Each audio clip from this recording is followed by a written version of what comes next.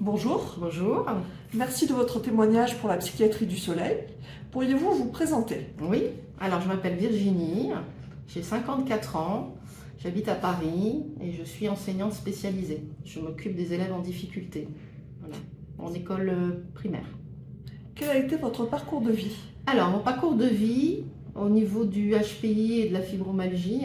Alors déjà pour le HPI, je pense que j'ai toujours été en décalage par rapport aux autres sur plein de sujets, toute petite, très énervée, très enthousiaste, très curieuse. Ma maîtresse me disait que j'étais insupportable. Voilà, donc j'ai toujours senti un décalage, mais j'ai passé la Weiss très tard, j'avais 50 ans. Et au niveau de la fibromyalgie, depuis toute petite, j'ai des douleurs, en fait, plutôt musculaires, qui sont surtout au niveau des hanches et des chevilles. Donc j'ai fait des radios, toutes petites déjà, à l'adolescence, mais on ne trouvait jamais rien, mis à part une petite bascule au niveau du bassin, mais rien qui expliquait ces douleurs. Et puis, il y a à peu près 5 ans, ces douleurs se sont intensifiées, surtout au niveau des omoplates. Vraiment, ça m'empêchait de dormir, c'était très difficile. Et donc ça a été un peu le désert médical parce que je suis passée entre les mains de plein de médecins qui m'ont dit qu'ils ne savaient pas trop ce que c'était. Voilà. Qu'est-ce que je peux ajouter d'autre? Voilà. Très bien. Qu'est-ce que le HPI et ou la fibromyalgie ont changé dans votre vie? Alors le HPI, quand j'ai découvert, déjà j'y croyais pas du tout.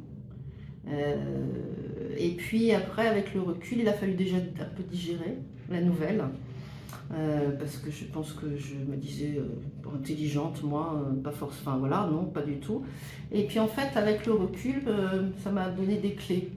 En fait, ça m'a permis de comprendre peut-être certains comportements, peut-être mettre ainsi des mots sur cette émotivité que j'avais, cette sensibilité qui était très prononcée depuis toute petite. Et puis sur certaines choses comme par exemple le fait que j'étais très sensible au niveau de la peau, au niveau des allergies. Je me souviens quand j'étais enfant, je ne supportais pas les étiquettes, si les vêtements n'étaient pas en coton. C'était un peu cauchemardesque pour mes parents. Donc voilà, plutôt des explications, des clés de lecture sur certaines choses. Et puis, ça a été une découverte, donc je me suis vraiment beaucoup renseignée. Et ça m'a un peu soulagée parce que j'avais l'impression parfois que j'étais tellement en décalage par rapport aux autres que je me disais que je devais avoir un souci psychologique. Donc voilà, ça m'a permis de mieux me comprendre. Voilà, de mieux me comprendre. Après, au niveau de la fibromyalgie, ça a été très douloureux parce que quand ça s'est intensifié, donc il y a 5 ans, j'ai pas pu marcher pendant 1 mois. Donc je suis restée au lit, alitée, sans savoir ce que j'avais. Et puis les médecins m'ont donné des médicaments, mais bon, ils ne savaient pas trop. Après, je suis tombée donc bien 1 an plus tard sur quand même une rhumatologue qui m'a fait passer des examens parce que j'avais d'autres symptômes, notamment des fourmillements dans les bras, dans les mains, dans les pieds. Donc il m'a dit, on a passé un test, c'était, il y avait 18 points très spécifiques. Donc effectivement, elle a posé le diagnostic. Elle m'a donné un traitement pour la douleur, mais que je n'ai pas supporté parce qu'en fait, mon corps réagit très mal aux médicaments. Donc ça aussi, c'est difficile. Donc elle a pu reconnaître la fibromyalgie, mais après, bon, j'ai entendu des choses, notamment mon médecin traitant qui me disait que ça n'existait pas, des choses comme ça.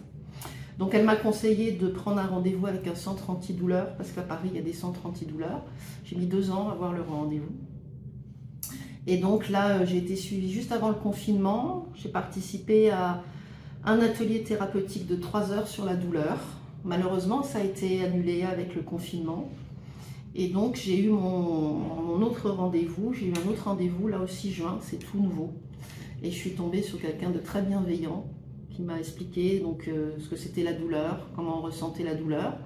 Donc, je participe à des ateliers thérapeutiques sur la douleur. C'est 4 fois 3 heures. Et donc j'ai un suivi pluridisciplinaire, ça m'aide beaucoup.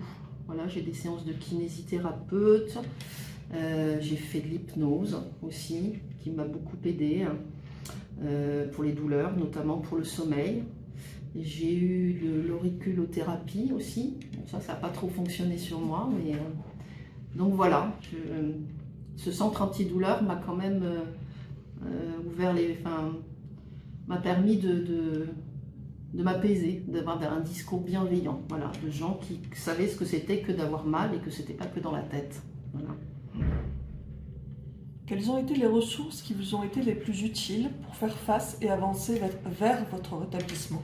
Ben, ce centre antidouleur, en fait, vraiment des séances pluridisciplinaires, c'est-à-dire être prise en charge par plusieurs médecins spécialistes. Voilà, le kiné, l'hypnose, ces ateliers aussi. Je me suis aussi beaucoup documentée sur la douleur, j'ai écouté des conférences. Donc ça, c'est vraiment ce qui m'a sauvée. Au niveau des médicaments, j'arrive aussi à gérer.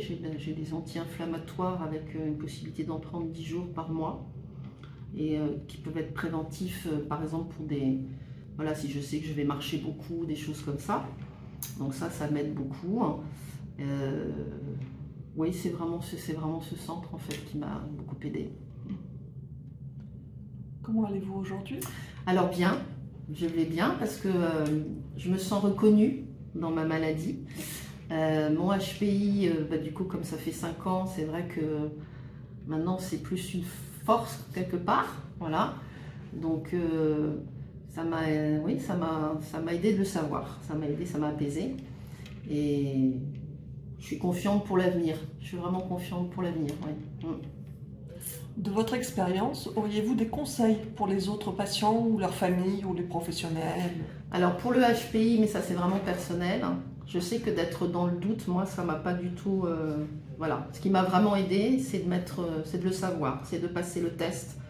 Je pense que quel que soit le résultat, je le sois ou je le sois pas, ça m'ôtait quand même toutes ces réflexions que j'ai eues pendant des années, le pourquoi, voilà. Après, le comment, c'est autre chose, mais en tout cas, le pourquoi.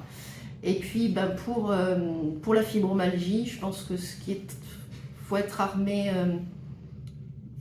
pour entendre certaines choses parfois, mais il ne faut pas se décourager, parce qu'il y a des gens qui peuvent vous prendre en charge. Il faut être patient, parce que c'est souvent long. Ça peut être douloureux, parce que j'ai entendu des choses qui étaient difficiles. Mais il y a un espoir, et puis quand on sait qu'on est compris, qu'on est pris en charge, voilà, moi les deux choses, voilà, c'est passer le test pour le HPI, et puis cette prise en charge au centre antidouleur. Voilà. Merci beaucoup. Merci.